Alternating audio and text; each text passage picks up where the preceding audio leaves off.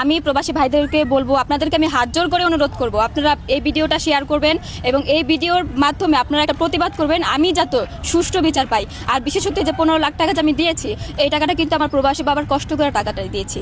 আর আমার বাবা কিন্তু মালয়েশিয়াতে কনস্ট্রাকশনের কাজ করে। আমার বাবা ইতিমধ্যে ওখানকার চেয়ারম্যান এবং মেম্বার ওনাদের সাথে কথা বলেছেন, আমার বাবা বিষয়টা ক্লিয়ার করেছেন। তো আপনাদের কাছে আমি অনুরোধ করব যে আমার বাবার কথা চিন্তা করে হলেও আপনারা আমার পাশে থাকবেন এবং আপনারা আমি যাতে সুষ্ঠু একটা বিচার পাই এইরকম একটা দাবি আপনারা করবেন।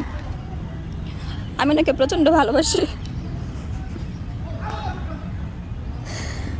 আমি সত্যি ওনারা অনেক ভালোবাসি। ওনাকে মূলত আমি সংসার করতে চাই, আমি এখনো চাই। আমি আগের ভিডিওতে বলেছি যে উনি আসুক আমার কাছে, এসে বলুক যে সময় আমি ভালো হয়ে গেছি। ওনার কাছে আমি টাকা পয়সা দিয়েছি, আমার কিচ্ছু চাওয়ার থাকবে না। যদি উনি সুন্দরভাবে আমাকে নিয়ে সংসার করে, আমার কিচ্ছু চাই না। আমি ওনার সাথে আমার কেস মামলা আমি কিচ্ছু চালাবো না। আমি শুধু চাই উনি যেহেতু আমার বিয়ে করছে, আমার নিয়ে সংসারটা করুক, আমার আর কিচ্ছু চাওয়ার নেই। আসলে কি আমি জানি না, তবে আমার কাছে মনে হয় ওনাকে ছাড়া আমি বাঁচবো না। আমার যে এই যে এখন যে আমাকে দেখছেন জীবিত, আসলে আমার ভেতর থেকে আমি পুরোপুরি মরে গেছি। আমার মনে হয় যে পৃথিবীর সমস্ত কিছু চলে যাক, আমার শুধু ওনাকেই দরকার, ওনাকেই শুধু আমার লাগবে। ওনাকে আমি এতটা ভালোবাসি। আর যদি বিয়ে না হতো, হয়তো বা এতটা মায়া, এতটা আমি জড়িয়ে যেতাম না ওনার। শুধু বিয়ে হয়েছে, ওনার সাথে 10টা মাস আমি সংসার করেছি। আর আমি চাই না আর বিয়ে করতে, আমার লাইফ আর কোনো বিয়ে আসুক, আমি এটা চাই না। আমি চাই ওনাকে নিয়ে সারা জীবন সংসার করতে। আর ওনার যদি মনে হয় যে উনি আমাকে মেরে ফেলবে, আমাকে নিয়ে উনি মেরে ফেলুক। ওনার যদি মনে হয় আমাকে নিয়ে উনি মেরে ফেলুক, তবু আমাকে এভাবে যেতে না মারে। এভাবে আমি আমি তিলে তিলে মরছি, আমি আর এর চেয়ে বেশি কষ্ট পাচ্ছি, আমি বেশি যন্ত্রণায় ভুগছি। উনি আমার সাথে আসুক, আমার নিয়ে তারপর উনি নিজে হাতে মারে মেরে ফেলুক।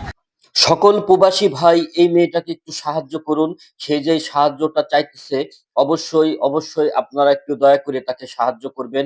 তার এই ভিডিওটা সারা বাংলাদেশ ব্যাপী ছড়াই দিবেন এবং প্রবাসী ভাইয়েরা একটা আন্দোলন করবেন যাতে এই মেয়েটা ন্যায় বিচার পায়। কারণ মানুষ মাত্রায় ভুল করে, তো ভুলের সাথে মিশে যায় যদি সে অনুতপ্ত হয়, সে যদি এই সংসারটা করতে চায়, তাহলে কেন এই সংসারটা করবে না?